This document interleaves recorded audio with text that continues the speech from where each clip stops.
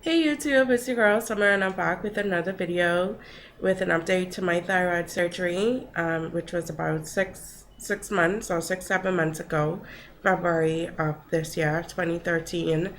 And I can say that the surgery has been a success. I'm out alive, well, talking, no problems that I know of, no cancer or anything like that. As you know, I had, I think, 6 nodules on the left and 7 on the right lobe. So that's a lot of nodules going on in there, but nothing was cancerous, thank God.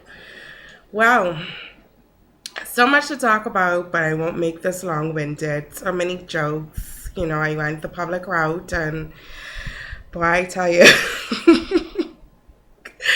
you know, if you don't have God on your side, I don't know where you would be. My first night in hospital was, I had to get there early because there's a bed shortage over here. So you had to first come, first serve, no matter if the doctors schedule your surgery for that day. If it's 10 of y'all and it's only one bed, then it's only one bed. So I was fortunate enough that there were 2 beds available that day. So I got one and another lady got one. So the day before my surgery, they put the IV in your arm and whatnot, but it ended up swelling somehow, and I got some blockage, and so someone had to come and change it. And naturally, it's an intern that changes it. And so I got into theater the next day, and I'm talking, I'm nervous as hell, my head is hurting, and the anesthesiologist is asking me, why you don't feel groggy or anything like that? And I say no. So he's like, did they give you anything to relax you? And I said, no, they didn't give me anything. And apparently the nurses were supposed to give me my pre-op medication, which they did not do. So he gave me a little something. But first he was like, who put this in your arms? I'm saying, some intern came up and whatever. And he's like, oh, this is for a child. But anyway, he still sticks me. And what?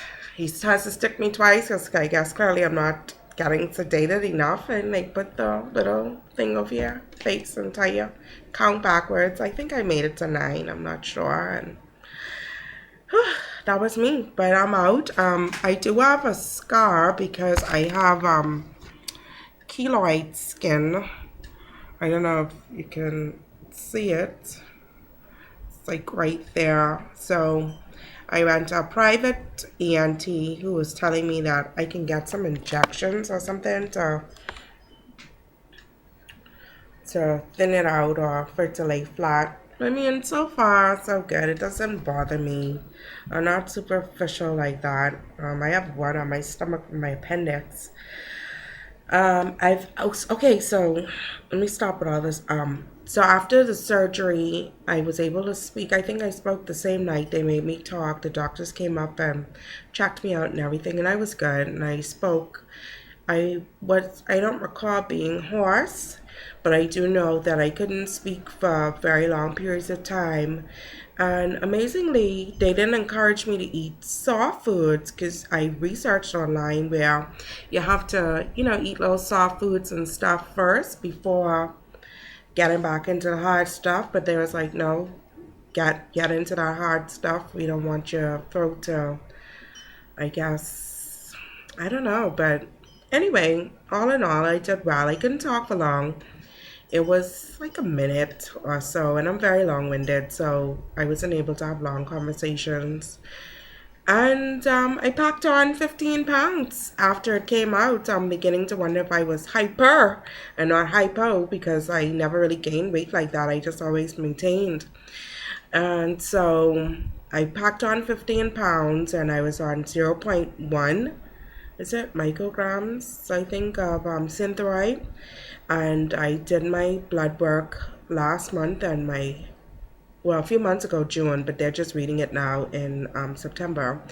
And it was kind of low, I guess, because they increased it now to zero point 0.5. I guess I'm up another half a notch. And I don't know if it's my mind or if it's actually working, but I think I've been losing a pound a day. I weigh myself every morning before I get up, and I've been going down like a pound or a couple ounces, and it's really encouraging. I think I can even see it in my face that I'm slimming down. Even in my clothes now, some of my clothes that were like really tight, they're fitting me kind of well now.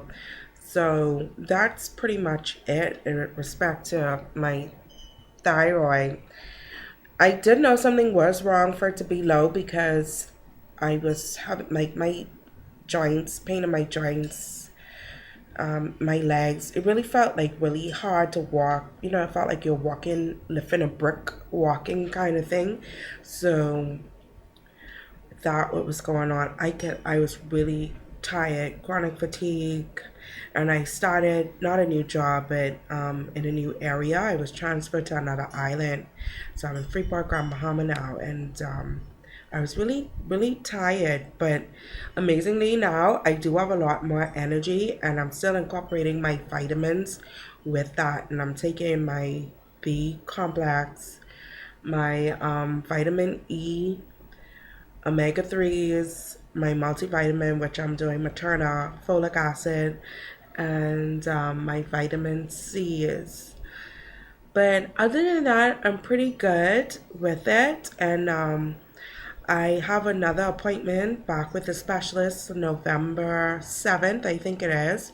So I'll come back then and update as to what's been happening, whether my hormones have been leveled off or if I have to increase another notch. And I'm hoping not, because they tell me I have to continue seeing them until I become stabilized. And I didn't realize the severity of not having the thyroid, because I don't really like taking medication every day. I don't like doctors.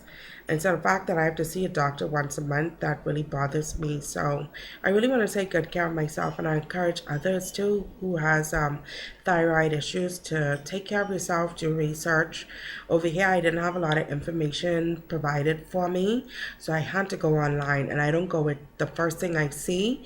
I kind of research, and if I see two or three um, persons who've written articles and they're on the same track, I kind of follow that path. Now, if it's one person that's way off and I don't see anybody else going along with it, then I really don't go with them. I also changed my diet. Nobody told me that I had to change my diet. It was like life was normal, but I realized no, that's not what's happening. So what I did do was I cut out all, well, most forms of carbs from my diet. I don't do bread, pasta, and I love pasta.